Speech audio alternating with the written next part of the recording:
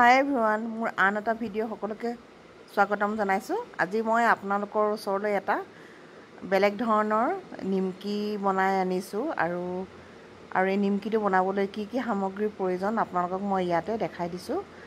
আৰু এই নিমকি খাবলৈ যথেষ্ট সোৱাদ আৰু মচমচীয়া হয়। আপোনালোকে পূজা বিহু যিকোনো অনুষ্ঠানত এনেদৰে বনাব পাৰিব।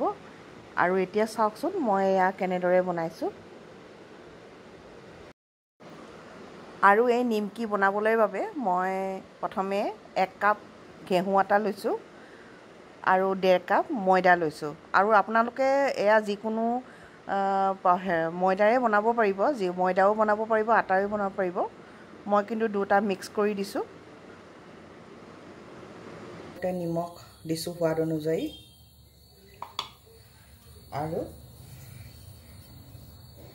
ইয়াত মই বেছিকৈ আজৱাইন, যিটো আমি জনিগুটি বুলি কওঁ, আজৱাইন অলপ বেছিকৈ সৰহকৈ দি দিছোঁ, তেতিয়া খাবলৈ ভাল লাগে। আৰু লগতে অলপ কচুৰি মেথিও এড কৰি দিছোঁ। আপোনালোকৰ নিজৰ ওপৰত কথা, যদি দিব পাৰে, মন গ'লে দিব পাৰে, আৰু মন নগ'লে নিদিবও পাৰে। আৰু মই ইয়াত এয়া চাহ চামুচেৰে 3 চামুচ দেশী ঘি দিছোঁ। আপোনালোকৰ নিজৰ কথা, ৰিফাইন তেলো দিব পাৰে আৰু নহ'লে আপোনালোকে ডালডা দিও বনাব পাৰে।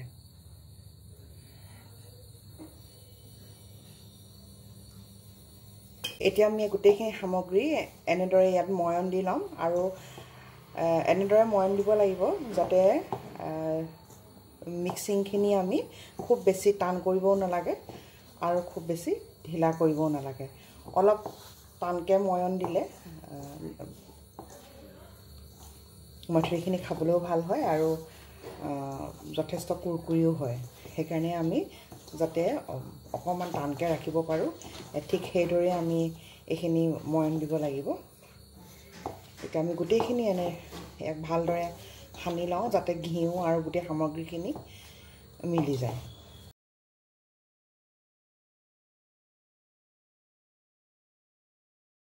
এতিয়া আমি এইখিনি অলপ অলপ পানী লৈ আটা মঠাৰ দৰে মঠি লওঁ, যেনেদৰে আমি ৰুটি বেলোঁ, ৰুটি বনাবলৈ মঠি লওঁ তেনেকৈ মঠি লওঁ। খালি এইটোৱে চাব লাগিব যাতে খুব পানীয়া নহয় আৰু বেছি কোমল নহয়, অলপ টান হিচাপে আমি ইয়াক মঠিব লাগিব।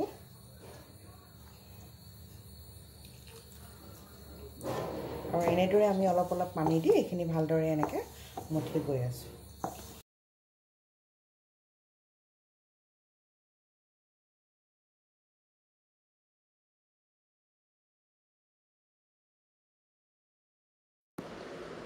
আৰু এইদৰে আমি আটাখিনি ময়ন দিয়াৰ পিছত আমি 10 মিনিট বা 15 মিনিটৰ কাৰণে এইখিনি ৰেষ্টিঙৰ কাৰণে ঢাকি থ'ম। এতিয়া আমি বাতি এটাত পেষ্ট এটা তৈয়াৰ কৰি ল'ব লাগিব।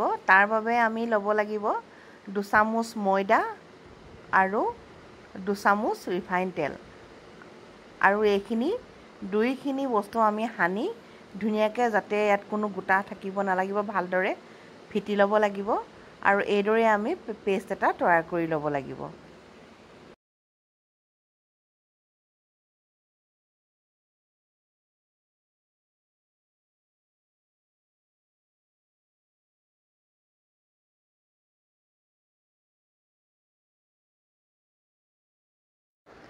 এতিয়া আমি খচি লোৱা ময়ন দি থোৱা আটাখিনি এইদৰে অকণমান মাৰি লৈ দুভাগ কৰি ল'ব লাগিব। আৰু এই দুভাগ কৰি লোৱাৰ পিছত আটা লাড়ুখিনি আমি ৰুটি বনোৱাৰ দৰে সৰু সৰু লাড়ু তৈয়াৰ কৰি ল'ব লাগিব।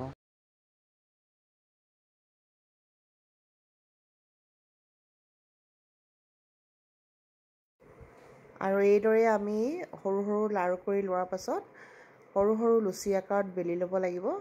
তাৰপাছত আমি পেষ্টটো যে তৈয়াৰ কৰি লৈছিলোঁ ময়দা আৰু ৰিফাইনৰ, সেইখিনি আমি ৰুটিখনৰ ওপৰত সুন্দৰভাৱে মিলাই সানি দিব লাগিব।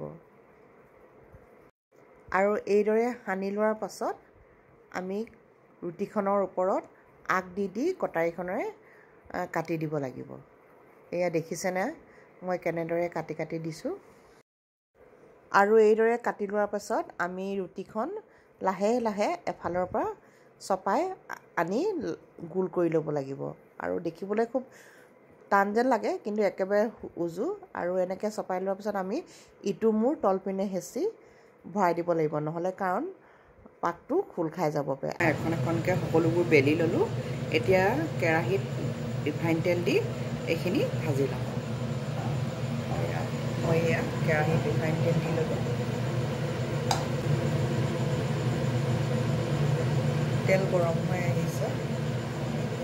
তেলখিনি খুব বেছি গৰম হ'বলৈ নিদিব, নহ'লে মটৰিখিনি সিজিবলৈ ভিতৰত আধা কেঁচা নিচিনা হৈ থাকিব। সেইকাৰণে আমি কি কৰিব লাগিব, তেলখিনি অকণমান গৰম হওঁতে ইয়াত দি দিব লাগিব।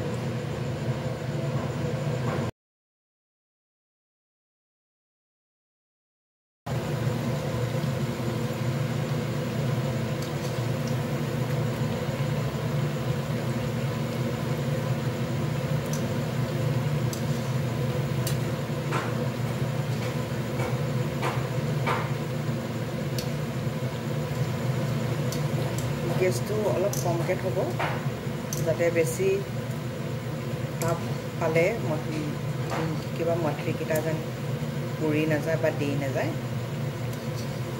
এনেদৰে থ'ব লাগিব যাতে ভিতৰখনো ভালদৰে সিজি উঠে।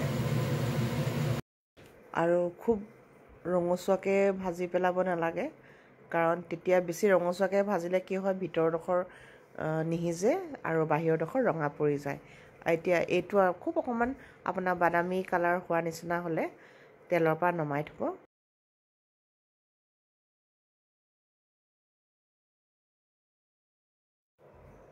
দেখিছেনে কি সুন্দৰ হৈছে নিমকিখিনি। আৰু এইদৰে আপোনালোকে এমাহ পৰ্যন্ত ৰাখিব পাৰিব টেমাত ভৰাই। আৰু আপোনালোকে কেনেদৰে পালে মোৰ এই নিমকি ৰেচিপিটো। যদি ভাল পাইছে প্লিজ লাইক, শ্বেয়াৰ, কমেণ্ট আৰু ছাবস্ক্ৰাইব কৰিব।